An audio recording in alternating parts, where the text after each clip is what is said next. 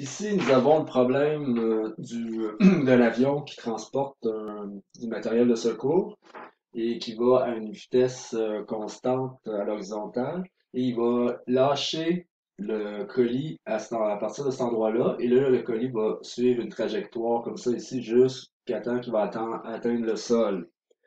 Alors, l'avion va à 52 mètres secondes à l'horizontale, donc forcément le colis, quand il va être lâché, va avoir cette vitesse horizontale-là, donc en X.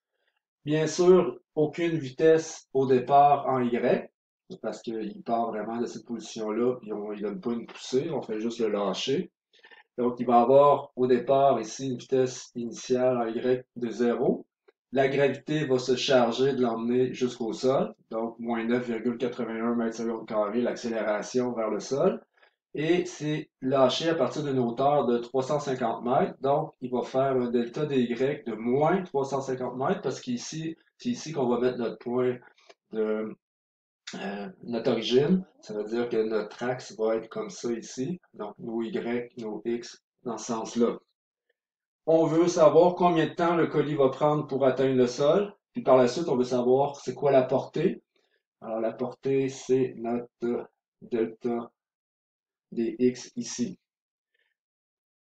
On va commencer par aller chercher notre temps. Notre temps dépend pas mal de qu'est-ce qui se passe en Y. Parce que finalement, c'est la gravité qui se charge de l'emmener au sol. Donc, c'est vraiment qu'est-ce qui se passe en Y qui va nous déterminer combien de temps que le colis va être dans les airs. Donc, en Y, c'est ça qu'on va aller faire. En Y, je connais quoi? Ben, je connais la vitesse ici. Je connais l'accélération. Je connais le delta dy. Donc, j'ai trois variables plus la quatrième qui est le temps que j'ai besoin. Donc, je peux aller chercher une de mes excusez-moi, une de mes cinq équations.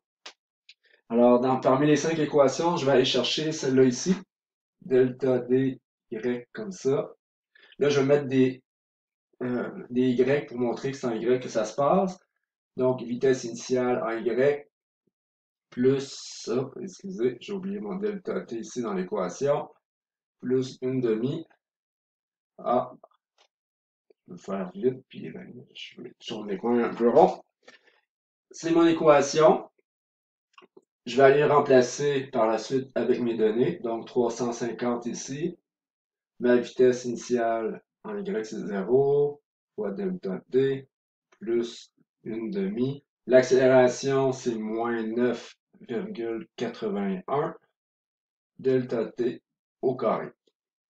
Maintenant, on va isoler ici, ben, ça donne 0, donc ce paramètre-là va partir. Ça ici, le 2, je vais l'envoyer de l'autre côté, il va venir multiplier, donc ça va devenir moins 700. Il va nous rester moins 9,81 delta t carré comme ça. Par la suite, ça va mettre moins 700 sur moins 9,81. Ça va me donner delta t au carré. Je vais faire mon radical pour enlever ça. Un moins divisé un moins, ça devient positif. Donc, on peut facilement faire notre radical sans problème. On va donc obtenir un delta t ici qui va être égal à 8,44 7, 2, 3 avec plein de petits chiffres comme ça, secondes. Maintenant, on regarde pour nos chiffres significatifs. Ici, bon, 1, 2, 1, non, ça ici on ne l'a pas utilisé. Ça ici, ben, le 0, on ne le considère pas. Alors 1, 2, 3 ici. Finalement, deux chiffres significatifs. Alors mon temps va être de 8,4 secondes. Une petite phrase pour finir ça. Le paquet ou le colis met 8,4 secondes à toucher le sol. Donc, petite phrase conclusion qui nous permet de dire qu'est-ce qu'on cherchait. Ça, c'était pour le numéro A. Donc, A.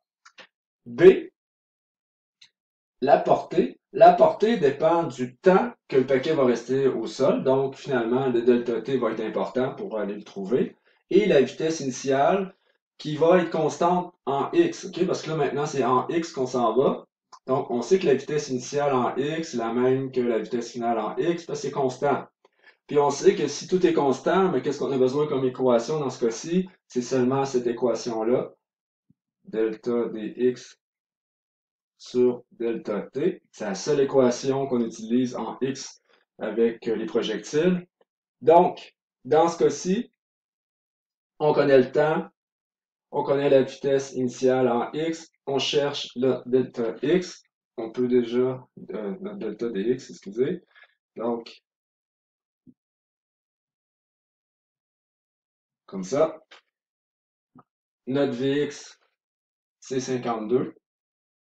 Le temps, on l'a trouvé tantôt.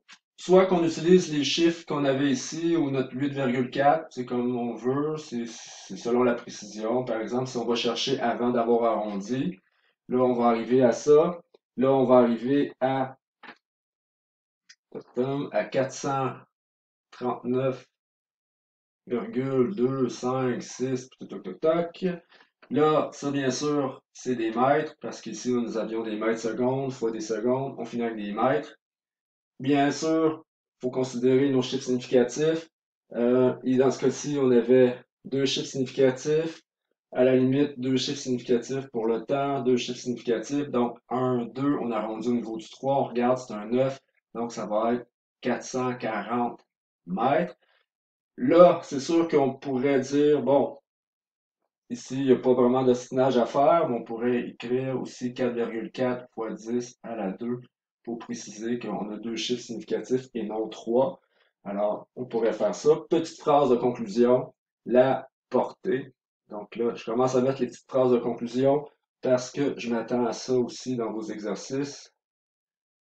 La portée du paquet est de 4,4 fois 10 à la 2 mètres. Et là, on vient de résoudre le problème ici d'un colis qui a été jeté en bas d'un avion.